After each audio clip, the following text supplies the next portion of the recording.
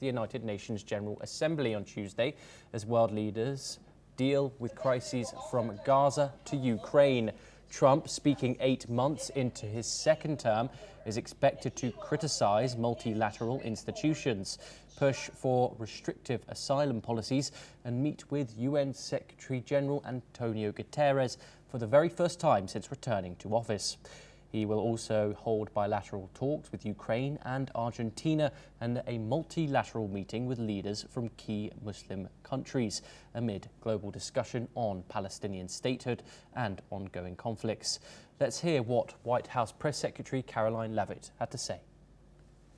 The President will also be hosting bilateral meetings with the UN Secretary-General and the leaders of Ukraine, Argentina, and the European Union.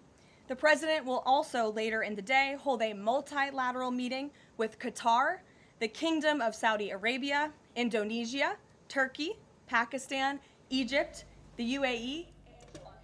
Now, White House officials say Trump will use his UN General Assembly speech to criticize globalist institutions and attack recent Western recognition of a Palestinian state, which he has described as a reward to Hamas.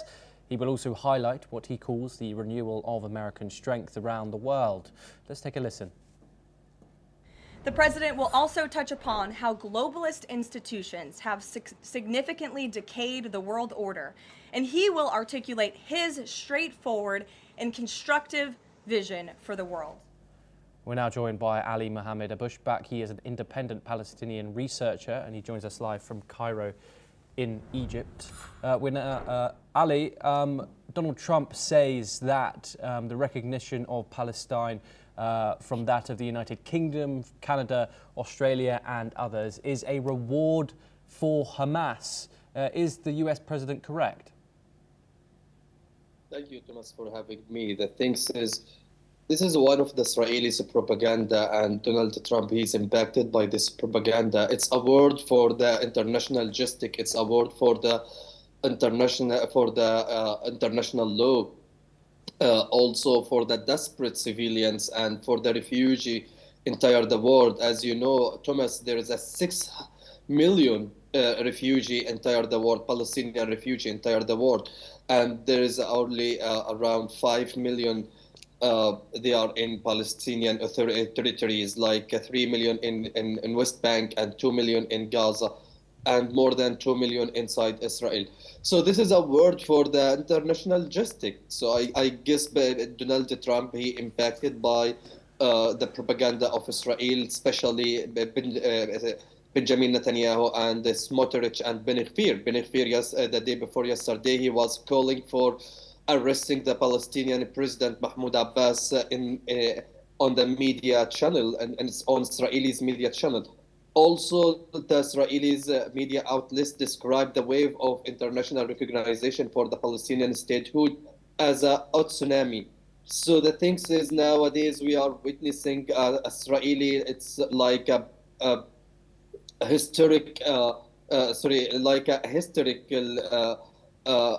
interaction with the international community and with the justice of the international community. By the way, also, Thomas, this recognition, it will not halt the war in Gaza. It will not stop the Israeli settlement, despite it's illegal according to the international law, according to the United Nations also resolution 3224.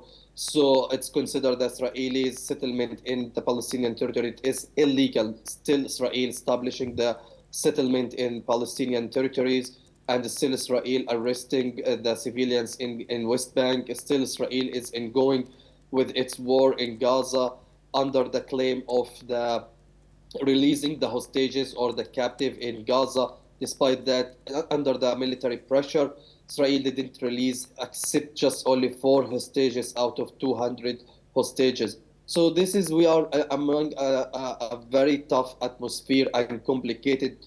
And this is nowadays, it's clear for the international and for the audience and public opinion that America, it's never been mediating between Palestinian and Israel conflict. Still, it's a bias with Israel and taking a stand to the Israel. So that's making the conflict more complicated, making the situation on the ground, it's without any kind of solution, since the United States supporting the Israel in its ongoing war. A recognition it will not hold the war until and unless there is no peeling a sanction on Israel and peeling the pressure on Israel to stop the war by, boycotting Israel and by stop sending or selling the weapon and sending the weapon to the Israel. Yes, Ali, do stay with us. We have some further related developments coming out of the United Nations General Assembly.